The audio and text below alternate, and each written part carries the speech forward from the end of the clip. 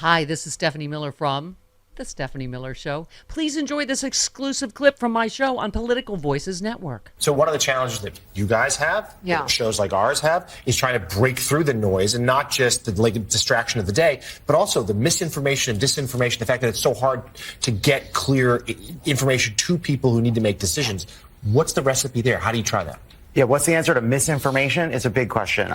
I do think one aspect of it, though, is I think a lot of Democrats, especially hyper-engaged Democrats, it feels like for years we've watched Donald Trump say to millions of people, you're not wrong to care about this. Whatever that issue may be, the border, DEI, whatever issue he's using to inflame people. But he's feeding on people's anxieties, their fears, their bigotries, whatever it may be. And he's saying, you're not wrong to care about that. And Democrats have spent years saying, you're wrong not to care about this. You're wrong not to be bothered by these assaults on our democracy. You're wrong not to care about this stuff. And I think if at a time when there's so much noise, we have to go to people and talk about what they already care about, or what we can't beg people to care about the things that a small group of Democrats already cared about to begin with. I'm totally with you on tuning out Joe and Mika. Sorry.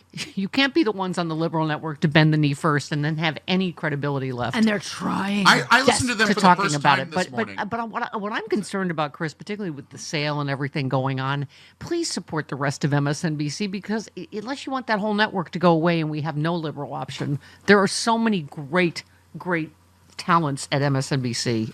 Yes. My friend Jefferson texted me yesterday and said that he has completely tuned out the media except for our show. I know. Well, no, listen, if I were a cheap opportunist, Chris, I would say only. And we do have a lot of people that have only, which is absolutely a valid choice instead of Joe and Mika. Thank you. And you're not a cheap opportunist at all. But I don't want to get on the bashing in all of MSNBC, because there's a lot of our friends there, Lawrence and Joy and Rachel and you know, that are doing amazing work. So Joe and Mika are trying. I try not to retweet the stuff that says I've turned them. As long as it's Stephanie Miller. Me, that's good. Right. But don't, because I support all of our progressive warriors. I don't go like, oh, Midas Touch. I support Midas Touch. Support Daily Beans. Support everybody. Pod Save America. Everybody, and we desperately need every voice in this space, including MSNBC. The Daily Beans is news with swears. Yes, it is. Yes. Well, they're all our beloveds. Yes. And so there's room for all of us. There's no need to be, competitive or go, oh, you got to choose me and not them or whatever. But as long as we're on the subject of heroes of democracy. Rocky Mountain Mike, can we have a jingle? I'll share it with Bob Seska. I just asked him for one. And then we both get there together. See, I'm not going to say I get to use it. We share. Bob Seska and I have been exchanging bodily fluids since 1904. Yeah, show fluids. Uh-huh. Yeah. Okay. Yes. Speaking of heroes of democracy, last month, Senator Deb Fischer, Republican of Nebraska, you remember this? Her husband refused to shake the vice president's hand after she swore. His wife in. Right. Yesterday, he tried to shake Doug Emhoff's hand. Yes, the he second did. gentleman replied, "Why would you shake my hand when you wouldn't shake my wife's hand?" Oh my God! In a world of Pete Hegseth, be a Doug Emhoff.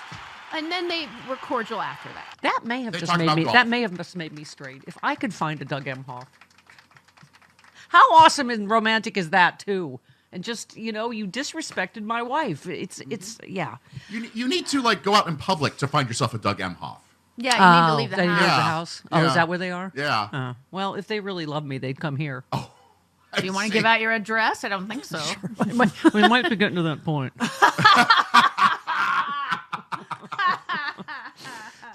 Swing by around 9 Pacific when I'm done. Let's take a look. See. Yeah, I don't. Wow. But don't show up after 4. No. Right, no, we're asleep at that Betty point. by time. Yeah. It's really shock about my social life, isn't it? I go to sleep with Joy Reid every night. What time is she on? 4. Oh. She passes out around 4:45, Yeah. right before Chris Listen, Hayes. what am I, peakhead stuff? I don't pass out. I have a morning radio show. Oh my God. These new allegations about in the affidavit. I mean, of course that didn't make it into the FBI Of course. background check. Oh my, because I was thinking that, I thought, if he has to be carried out of places publicly, what do you think he's like in private? And sure enough, she's passed out at numerous family gatherings, right?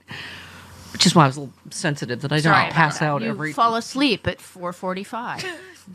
Depends what time. You pass out from exhaustion because you're working so hard on the next Thank day's you, show. Christopher, Thank you, because Chris. as That's you what I pointed out meant. yesterday, I did more live shows than Mick Jagger last year and a morning radio Who's show. in his You 80s. did.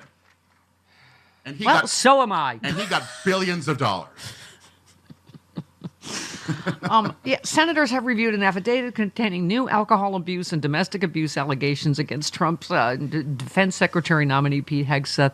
So, first of all, he and his wife have both said it did not entail physical abuse. Right. So that's fine, but all of these other allegations track with everything else we've heard about him. It makes him wildly unqualified for this position. It contains sworn testimony from Danielle Hegseth, is the ex-wife of Hegseth's brother. Danielle said that Pete Hegseth's second wife, Samantha, repeatedly feared for her safety during their marriage. She once described hiding from her husband in a closet. As I told the FBI, I believe Hegseth has an alcohol abuse problem and was abusive to his ex-wife, Samantha. Again, she or the ex-wife never said physically abusive. Yep. But tell me that's not emotional abuse if you're so scared you're hiding in a closet. He said, she said he regularly abused alcohol to the point of passing out at family gatherings. Both Hegseth and his second wife have denied there was physical abuse, as I said. Danielle Hegseth said she also heard Hegseth say that women should not have the right to vote and they should not work. Oh, dear God. Which kind of tracks with him saying women shouldn't be in the military, blah, blah, blah, blah. Senator Susan Collins said, well, it seems like there's conflicting accounts. She's undecided.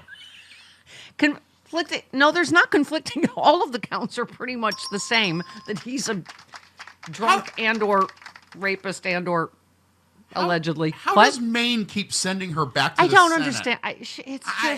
Yeah. She has no principles. I know. Danielle Hegseth was reportedly interviewed by the FBI in late December, but the substance of that interview, of course, not shared with members of the Armed Services Committee, because why would it be?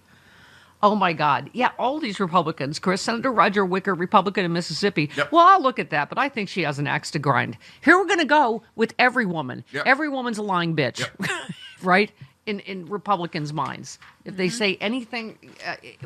by the way, as Nicole Wallace and others have said, I think Simone Sanders said it recently, why should this just be on Democrats? I think Michael Steele was like criticizing Democrats for not doing what Tuberville did and holding up all the nominations or blah, blah, blah. And they're like, why should this fall just on Democrats? Right? Like, we used to have two parties that cared about our national security. It falls on us to go Tulsi Gabbard as a national security threat. I mean, it's just, okay. This sums up everything. Where is this? The Marco Rubio. I mean, this sums up the absolute cowardice of this party.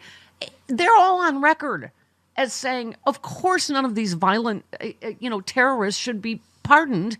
And so Trump does it, as we knew he would. Mm-hmm. And here's, give me 7, Rubio with Stephanopoulos. January 6 pardons. Back when this happened, you called it a national embarrassment, saying we now have third world countries that are lecturing us and we have tin pot dictators that are mocking us.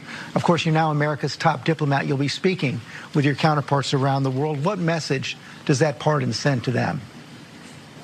Well, I don't anticipate a single one of our partners will ask about it, obviously, and you know this well from your time in the administration. And my job is to focus on the foreign policy of the United States. I have a different job this morning and a different focus, and it's one that demands 100% of our attention. And so that's what I'll be focused on, and won't be opining on domestic matters at this point because, frankly, my focus needs to be 100% on how I interact with our, counterparts, our adversaries, our potential enemies around the world to keep this country safe, to make it prosperous. Uh-huh. No spine. Okay, that's exactly why he got the job, because he is a spineless weenie. Mm-hmm. Yep. He will even be like, oh, yes, I'm for keeping out refugees from Cuba.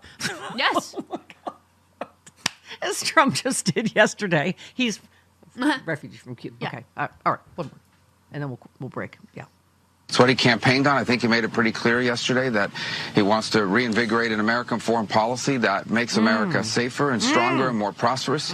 That's what the promise that Donald Trump was elected to keep. Just Blah, blah, blah, blah, blah, Mandate, blah, blah, blah, blah. Not going to answer Mandate, the blah, question, blah, blah, blah. blah, blah, spineless wiener, blah. Okay, that sums up why we're where we are. Okay. We're gonna have 4 years of that. Yeah.